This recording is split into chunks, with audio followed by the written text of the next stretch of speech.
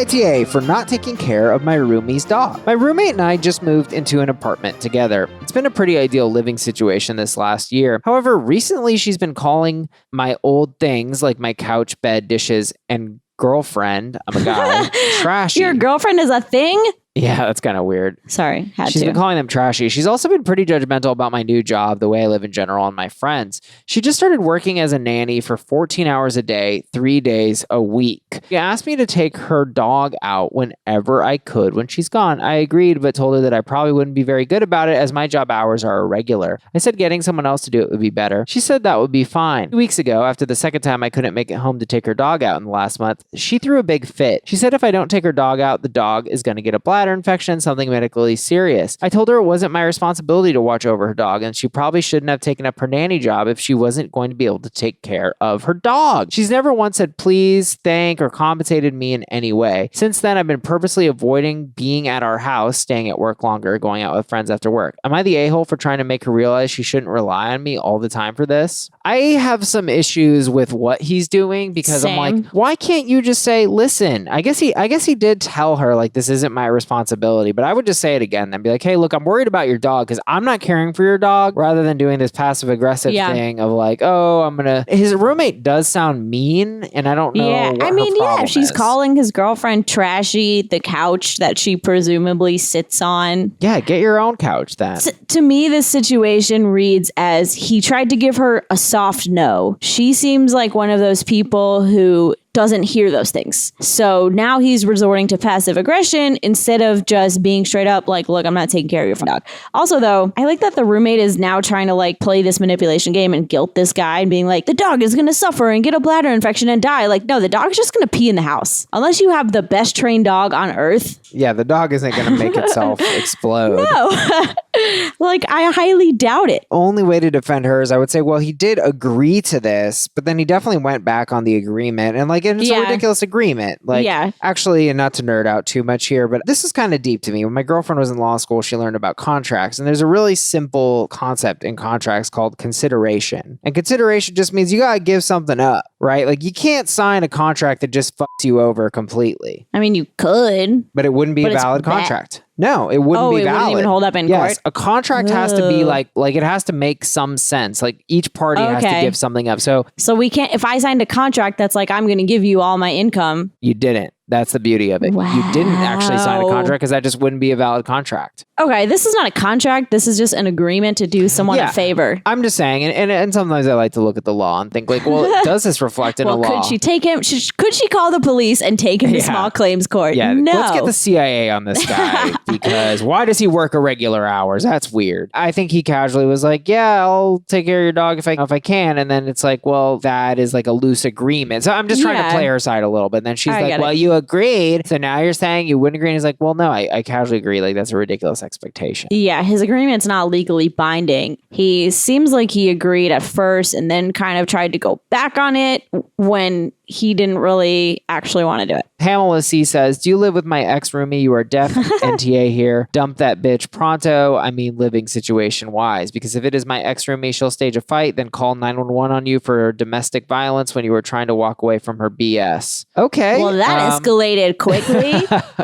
What happened there, Pamela? Good Lord, Corey M. Everyone sucks here. You should have been more clear about how often you could take the dog out instead of agreeing half-heartedly. And if you want a compensation, you should have asked ahead of time. She should have found someone to take care of the dog the way she wanted it to be taken care of. I feel like this is a common argument when you are doing someone a free favor and then realize you're getting taken advantage of. You kind of just whip out, oh, well, I'm not even getting paid for this anyway. And it's like, okay, well, you never agreed to getting paid. Like that was never on the table. You can't just throw it out now as an argument. No, you're lost. Well, no, yeah, it seems like you're defending her. Are you? This whole issue of payment is kind of irrelevant because that was never on the table. Exactly, yeah. Well, and that would fit the bill for the consideration I was talking about. Because if she said, well, I'll pay you for this, and then you don't do it, obviously now you have broken a contract and now you screwed her over. And I'd be like, yeah, this guy's an asshole. But because she made this demand of him and offered him nothing, it's like, well, no, I don't have to do that. I'm not forced to give you the gift of taking for your of course he's doggy. not forced to. I've been in similar situations where my roommate will go out of town and she had a cat. And so it was like, hey,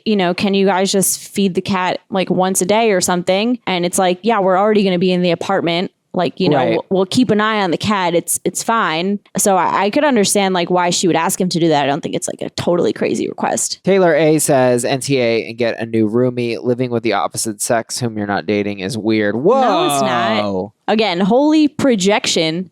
Yeah, I have lived with girl roommates, and I fought with them just as much as my male Interesting. roommates. So maybe you're the problem. No, I mean, I've always had roommate issues. I mean, I had one roommate. I remember this is one of the stupidest roommate fights I had. My belief is if the dishwasher is half full, just freaking run it. Or is it half empty? Okay. Sorry. Just run it. Why wouldn't you run it? A little dish. What are those little pebbles called? Those little packets? Yeah, Who those gives a pods. shit? Costs like 30 cents. Run it. Okay. That way, especially if you have a house of 4 people, which this was, it's like, keep it going. Like, keep it clean. And she hated that. And I was like, what? You're mad at me for doing the dishes? Like, why do we have to wait till it fills up? Interesting. That's a crisis situation when the dishwasher's full. Kind of surprised that you had 4 roommates and you would regularly be in situations where the dishwasher wasn't always full. Yeah, I know, right? Well, we ordered in a lot. We were eating a lot of General YTA. Tso's chicken in those days. Yeah, I mean, I think that's ridiculous, though. You can live with the opposite sex. I mean, I lived with guys. It was weird because I was in one of these apartments that had a very lax policy on breaking the lease. Yeah. So I was in this kind of musical, I was also almost in a boarding house. It was like a fucking musical chairs of roommates. So at one point I was living with these 2 guys and it was honestly great because it was in Atlanta. We would get like cockroaches and shit and I would just be like, help me, kill the bug. the girls had a mouse one day and they lost their minds. I am curious though. I've never lived with someone I was attracted to. Actually, that's not completely true. This one weird goth girl moved into our house. It's a weird story. You have She a was thing for kinda goth hot. people? All right. Well, she was just kind of good looking, but she was super weird. I don't know. I've never really lived with someone. I could see how it could get weird, but it's kind of like, That's totally immaterial to what's happening here though. yeah, no, There's 100%, no mention of 100%. attraction. I mean, I'm just having the thought though. Like if I lived with a girl who's really hot and then like I liked her a little bit, like I liked her personality, I don't know that wouldn't be kind of difficult. Yeah, it would definitely be hard. Just having to see her all the time and then I don't think Taylor A is completely wrong. I think you got to move in with I think you got to screen who you move in with. That's true about anything. Yeah, I'm not going to go move in with a male model who I'm going to want to bang. The premise on face value of me living with a man is not weird. There you go. Well put. Jenny A says, NTA, even though I feel very badly for the dog, it would probably be a doormat in this situation. You told her you wouldn't be able to commit. Sounds like you're living with an entitled twat waffle. Dog care services are actually pretty affordable and she's out of her mind if she thinks that dog isn't going to find a place to pee inside before bladder infection is a problem. She clearly doesn't even know dogs. Yeah, thank you. Someone being realistic here. Yeah, I mean, this girl, she's out of control. Maybe these 14-hour shifts, she's sleep deprived, she's losing her mind, but I mean, she is a nanny, so she's probably dealing with screaming kids all day. tough. But it's why are they both being so passive aggressive? Yeah. She's being passive aggressive by just calling his things trashy. He's being passive aggressive by staying out late. This dog, poor dog, is peeing on all the things. He's suffering. We're seeing this a lot. There's a lot of people who, somebody told me earlier I was confrontational and I'm a confrontational kind of person. And I kind of took umbrage with that because I don't think of myself that way. And I guess I think of a confrontation as a negative thing. I think we all kind of do. And I think that might be a problem. Because I think being confrontational is being assertive. And well, what happens is if you're assertive and you go to someone and they're defensive, which they almost certainly are, most people are defensive to an extent, that's a confrontation. So confrontation, we've got to look at it differently because like we see these cases all the time. I don't want to go into it, but there was one with a waiter that we posted on the Facebook group. And it was a very simple thing where it's just like, just say something. Oh, okay. Just say something to the guy then. Yeah. And I think a lot of situations boil down to like just have the clear communication. And that is confrontation. So I don't know why confrontational has a negative association. It does have a combative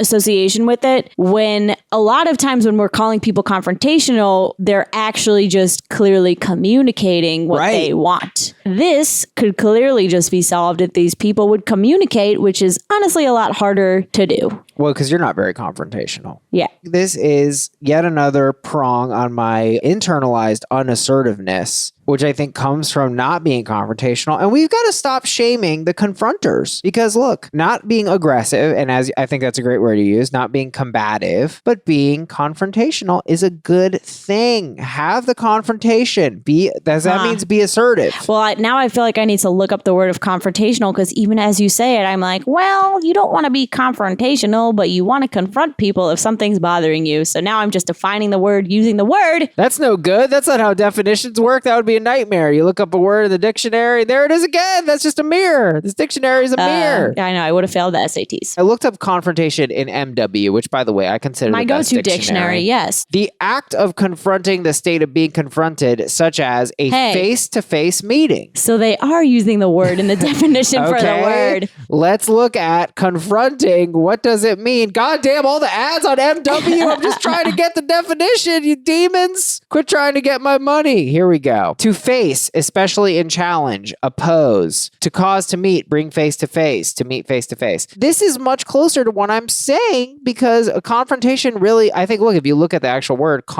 against, front. Against and front, like get in my face, get in the front of me, confront. I think it's good. I'm pro-confrontation. Put me down on the list. All right.